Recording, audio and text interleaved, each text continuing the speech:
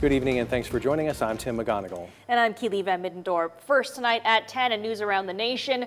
The U.S. has passed a horrific milestone in its battle against the coronavirus outbreak. According to Johns Hopkins University, the nation's death toll surpassed 100,000 people tonight. The U.S. recorded its first death from COVID-19 less than 4 months ago on February 6. Since then, an average of almost 900 Americans lost their battle with the virus every day. Since then, the new number may not be complete because some victims may have died without ever being tested and were therefore not counted. The staggering death toll is higher than the U.S. military losses in the Vietnam and Korean wars combined.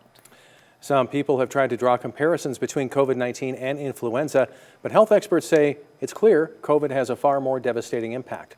The CDC has estimated there were at least 24,000 deaths related to influenza during the recent flu season in the United States. More than 35,000 died from COVID in the last month alone. Montana hasn't been hit nearly as hard as the rest of the nation, with the state just announcing the 17th death related to the disease. There have been 26 deaths related to influenza in state. DPHHS says a key point to understand about the two viruses is that we have the tools to effectively combat influenza, but all we have is social distancing for COVID. Well, there isn't a vaccine for COVID-19. There isn't an antiviral treatment that's readily available like there is for influenza, which is Tamiflu. We definitely are seeing nationwide more people who are infected and hospitalized with, with deaths included due to COVID compared to influenza. Montana has also seen a much smaller number of COVID cases even compared to our neighboring states. The state is currently at 45 cases per 100,000 people. Idaho, Wyoming, and the Dakotas are all at least 3 times that amount. Well, Montana added 2 new COVID cases today, ending a 4-day stretch of no new cases across the state. There are just 2 current hospitalizations of COVID-19 patients. The number of people who have recovered from the virus increased by 3 to 444.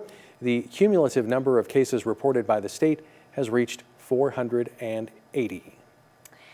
And here at home, Great Falls residents and Little Shell tribal members will have more COVID-19 testing options come Friday. A drive-through clinic will take place May 29th and 30th at the Little Shell Chippewa Tribe Cultural Center. Vice Chairman Clancy Sievertson says the service is in partnership with the Governor's Office, Alluvian Health, and the Montana National Guard. The Governor's Office is providing the testing kits, with Alluvian Health administering supplies to drivers. He hopes to see tribal members over the 2-day event. Around the Great Falls area, we've got a lot of members, so hopefully they'll, if they want to make sure they don't have any issues with it or whatever, they can show up, and hopefully they will and get tested, and then we can move on, like I said. The drive-through COVID-19 testing takes place Friday and Saturday from 10 a.m. to 3 p.m. We have more details on our websites. And the Blue Cross and Blue Shield of Montana announced a $100,000 donation to the Montana Community Foundation. The foundation is part of the Montana Relief Fund, which supports Montanans in need of financial support due to the COVID-19 pandemic, including nonprofit organizations. As of today, the grant brings the grand total of our Montana Relief Fund to almost $250,000. To make sure that seniors and children knew where their next meals were coming from, to make sure that providers had the equipment that they needed to safely treat our patients across the state of Montana. So we just really wanted to be able to invest in the community organizations like the Montana Community Foundation, who are the experts on the front lines of dealing with this pandemic. The Rebound Montana Relief Fund now sits at more than $246,000. That includes the generous $100,000 contribution from Blue Cross Blue Shield of Montana, plus $146,300 from viewers like you, along with matching funds from A&B West Philanthropies and MTN. Moving on now to an update on Montana's primary election. The Montana Supreme Court ruled today that the current rule on counting absentee ballots will stand for the all-mail ballot primary election next week. That means to be counted, a ballot must be received at the county election office by 8 p.m. Election Day next Tuesday. The court's 5-2 decision blocked last week's order from a district judge that said ballots need only be postmarked by next Tuesday to be counted. District Judge Don Harris of Billings made his ruling in a lawsuit brought by Democratic Party groups who said the current deadline can disenfranchise some voters. Secretary of State Corey Stapleton and Attorney General Tim Fox, both Republicans, asked the High Court to block Harris's order and reinstate the current deadline. The High Court majority agreed, saying voter instructions sent with ballots May 8th made it clear that they must be returned by Election Day. Montana is in the midst of its first statewide all-mail ballot election. The Supreme Court said it will hear an appeal of Harris's order later and decide whether it should stand for the general election. As of last night, almost 237,000 Montanans had already submitted their primary election ballots. The election features several high-profile contested party primaries, including for U.S. House, Governor, U.S. Senate, and Attorney General. Well, today was a mostly dry day for many of us. Our Storm Tracker weather team is here to tell us more. Grant Garland joins us now. And Grant, many are hoping to see summer stick around. Oh, trust me, it's going to come in full swing as we head into the weekend. But right now we are looking at temperatures that are kind of comfortable for this time of year, at least for me anyway, especially coming from the south. But in terms of staying dry, we are looking at a lot of folks being able to stay dry. However, we are seeing just a slither of rain try and making its way towards, let's see here, towards Malta as well as Jordan. And then we have this line that's making its way towards Miles City right there. And that could be bring with it some heavier downpours. But overall temperatures 55 degrees, feels great outside, 57 in Havre, 54 in Lewistown. Down towards Helena, we are looking at temperatures right around the 63-degree mark. As far as today's high was concerned, we saw temperatures around 71 degrees. The record set back in 1936 at 95. That was also the year that the Rural Electrification Act was passed, bringing electricity to some rural parts of the U.S. The more you learn, right? Well, we are going to be looking at some warmer temperatures moving on, making their way towards us. But how warm are we going to get tomorrow? Well, stay tuned to my full forecast coming up in just a couple of moments. But for now, back to you. Thanks, Grant. We'll check back in with you soon. Well, history was put on hold today. Disappointed crowds were seen leaving the site of the planned SpaceX Falcon 9 rocket launch in Cape Canaveral, Florida. The nation's space program was poised to enter a new chapter, carrying veteran astronauts Bob Behnken and Doug Hurley aboard the Crew Dragon capsule to the International Space Station. But just 16 minutes before launch, the first manned flight of the SpaceX NASA partnership was scrubbed due to severe weather. The crew is expected to make a second attempt this Saturday. And the postponed launch of SpaceX has ties to the Treasure State. MTN's Annie Johnson reports on what a space launch has meant in the past and for our future.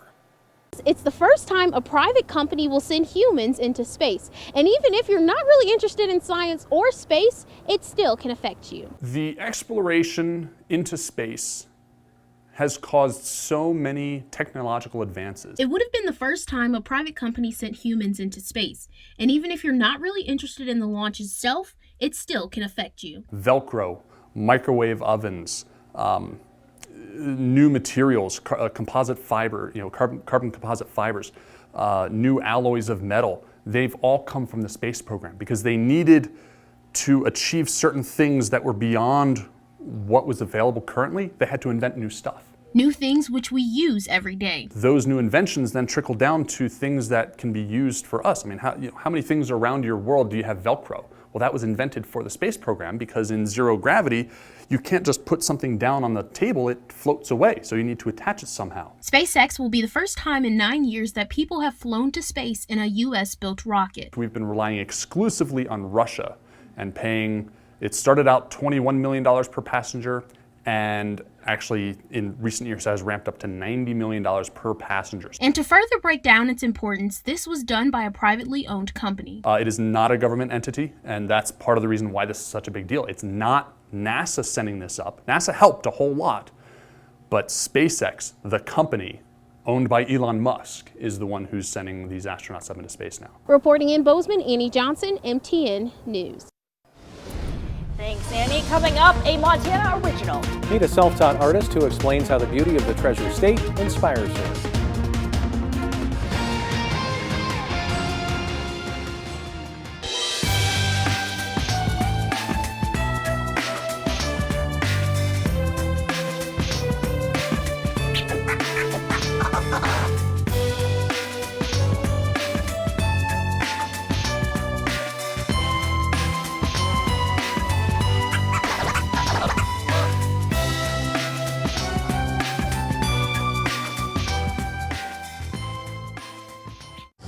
Powered by the Montana Television Network. The 10 o'clock news continues on KRTV, Montana's news leader. Welcome back. For Montana farmers, the spring planting of crops is almost complete, but a labor shortage created by COVID-19 may impact this year's harvest. The Montana Ag Network's Lane Nordland shares more. In a few weeks, as grain harvest begins in Texas and works its way north to Montana, farmers and custom harvest crews will experience a shortage of experienced guest workers, many of which travel to the United States from Australia and South Africa as they follow the harvest around the world. It's an issue that Montana Grain Growers President Vince Matson is watching closely. There's been some news. I think some of them might be showing up in June timeframe, but that's going to be a month already into harvest down in Texas and stuff, where many of those crews are already rocking and rolling.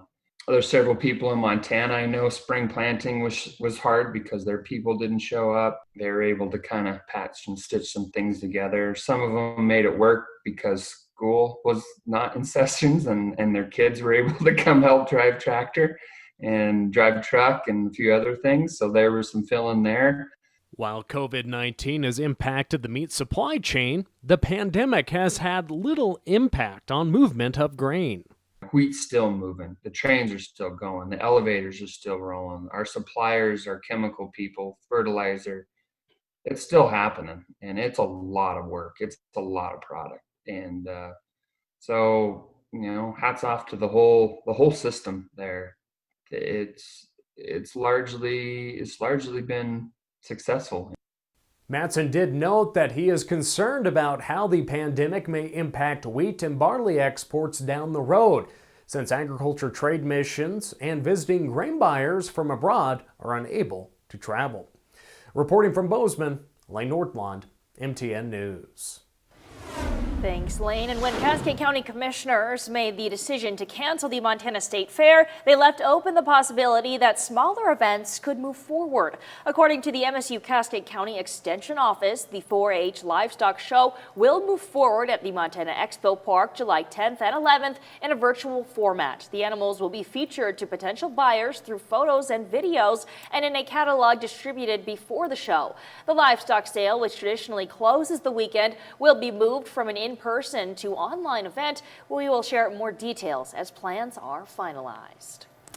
Well, if COVID-19 didn't give you enough inspiration to enjoy the outdoors this summer, perhaps a trip to an art exhibit in Fairfield will. MTN's Isaiah Dunk has the story. At 3 years old, Bonnie Dale watched her mother painting pink roses on Valentine's for local teachers. She's been inspired to be an artist ever since. I found a box of crayons. We always had something like that around, and I decided I was going to decorate the wall. That was my first experience at painting Mother's wall. Dale grew up in a family with 17 children on a ranch near the Sun River. Her father was a game warden, instilling her with a love of animals.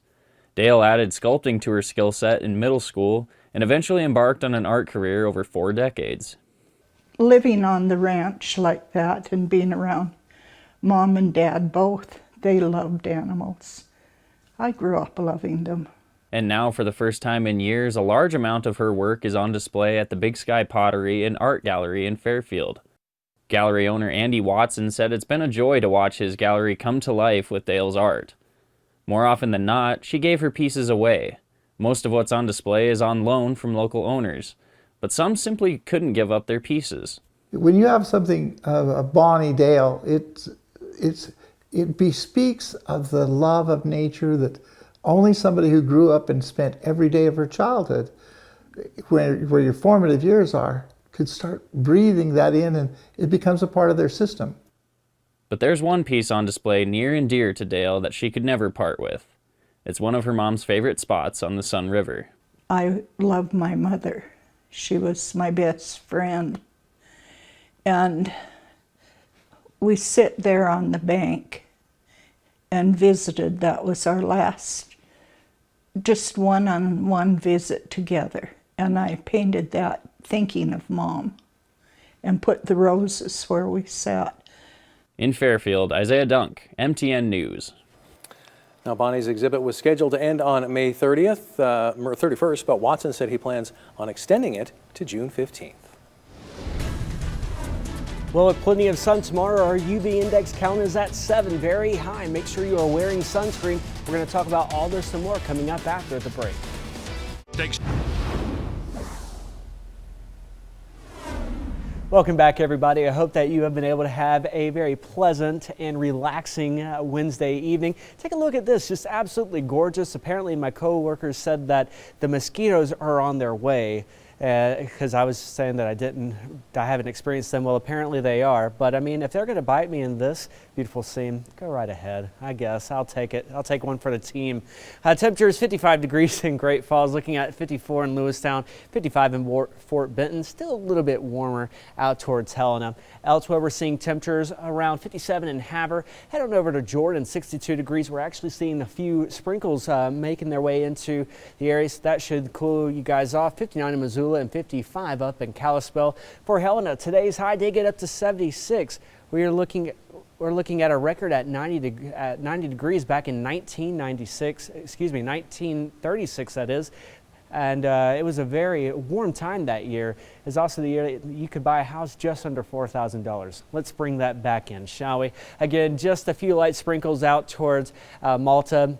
The Bain band is going down towards Miles City. That's where we're looking at that. But the reason why we're expecting to see a nice day tomorrow is because of a high pressure that's going to be building into the area. And as it does so, we're going to be looking at a really beautiful morning. So heads up, it's going to be really nice, a little bit on the chillier side. So make sure you have your light jacket in the mid to upper 40s. But as we go throughout the day tomorrow, we're going to be looking at clouds trying to build in. And one thing I want to mention too is we are looking at this, see this little kink right there? That is going to allow for some showers to kick up overnight by Friday. And that's because that little kink in this chain, that allows for some transport of energy in the atmosphere. And this is looking at 3 miles up in the atmosphere. So yeah, anytime you see these little kinks in the chain, so to speak, that's when you could be looking at possibly some showers nearby. On Friday, we're going to be looking at just a few showers, mainly starting off towards the south, but we could see them try and creep up into the Helena area. So heads up, you guys could be looking at a few showers, even an isolated thunderstorm Friday afternoon in Helena. Now, as we go throughout the night, we could be looking at, we're going to be looking at rather 5 to 10 mile an hour wind gusts, not too shabby there. Also out towards Glasgow, 5 to 10. Tomorrow, we're going to be seeing possibility of 10 to 20 miles an hour, but it's going to be later on in the evening around 11:30 at night. Temperatures are really going to be warming up though this weekend, all thanks to that high pressure building in. We're going to see July-like temperatures for the weekend, so heads up, it's going to be warm and it's going to be balmy, but I know a lot of folks will like that. You can always follow me on social media, on Facebook as well as Twitter and on Instagram. As we head throughout the night, we will see temperatures right around 5 a.m., 44 degrees by 8 a.m. rather though, 51 with mostly sunny skies to partly sunny skies. By 5 a.m. for Helena, 48 degrees, and by 11 a.m. 61 degrees. It'll be a nice morning. Everybody falling down into the 40s tonight for the most part. 41 in Hayes, 41 in Lewistown, 44 in Great Falls, and 46 in Helena. Tomorrow's highs warming up to 75 in Helena, 73 in Great Falls, 69 in Lewistown, and 72 up in Havre. As we head throughout the day, by 4 p.m. 69 degrees with mostly sunny skies in Great Falls. And in Helena, we're going to be looking at temperatures around 75. It will be a beautiful, warm day. Now, going throughout the next 7 days, we will see a chance for scattered showers and thunderstorms on Saturday and Sunday for us in Great Falls. Notice that our temperatures will be warming up too, so heads up on that. For Helena, you guys are going to actually have an extra day, I believe, on Friday to have a better chance for showers and thunderstorms in the afternoon. Temperatures warming up to 88 on Saturday. Back to you guys. Thanks, Grant. And when we come back, on a roll again. BMX action is getting back on track.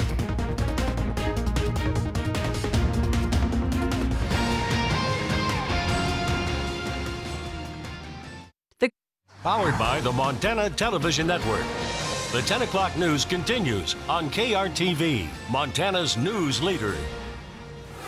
And welcome back. Well, the Electric City BMX track reopened last week with social distancing and sanitation guides in place. And as MTN's Tom Wiley shows us, racers couldn't wait to get back on 2 wheels. The Electric City BMX track is open for business. Races started last week and turnout is at an all-time high. This has been the most people I've seen come out to the track in all the years I've been racing. I've been racing since I was 8 years old. I think people are really looking for something to do and get outdoors finally. As racers line up at the gates, there is one person who stands out against the many young competitors. And I don't know if you know it or not, 16-year-old kid's pretty fast. So do you race against a 16-year-old? Oh yes, okay, and they beat me. 80-year-old Charlie Roselle took up the sport last July as a way to stay in shape for vintage motorcycle racing, and a return to the track amid uncertainty surrounding the COVID-19 pandemic was a huge relief for the retired educator. Because all my vintage races are canceled, all my winter ones. The next one I'll have is in Lewiston, Idaho, and that's not until June 14th, so we'll have a lot of racing here before then. Though Roselle might look out of place amongst his peers, he's exactly where he belongs. What's really fun is to be connected to the young kids again in a competitive nature, which very few people get to see that. I mean, how many of us really ever think you'd compete against like an 8-year-old or a 12-year-old, you know? And it's kind of an equalizing factor. We got kids 5 years old up to guys 79 years old that race out here, and we have a great community. Tom Wiley, MTN News. There are races at the track every Tuesday and Thursday and every other Sunday. We'll be right back with a final check of your forecast next. Tomorrow, mostly sunny skies for the lot of us in Great Falls. 73, warming up to 81 on Friday. Only a slight chance of showers, and then 87 degrees comes our way on Saturday. And then in Helena, we're going to be looking at temperatures pretty much the same, except we're going to introduce a better chance for showers and thunderstorms on Friday, Saturday, and Tuesday. Well, just last week, the Great Northern Carousel in Helena announced that they would reopen, but only to serve their ice cream. Now, shortly after Governor Bullock announced phase 2 of reopening, the state would begin on June 1st. Today, General Manager Keith Brueggemann announced that the carousel would be reopening on Thursday, June 4th. And the Out to Lunch program is also kicking off that same day at 11:30. There'll be food vendors, live music, and of course, social distancing. Doors open at 11:30 Thursday, June 4th, and will stay open until 7 p.m. So head on down to Helena, get an ice cream cone, and ride the carousel. Right, you're going to Bozeman this weekend. Might be a good pit stop. It'll be good, yeah. I'm ready for it. Well, that's all the time we have tonight at 10. Thanks so much for watching, and have a great rest of your evening. Good night.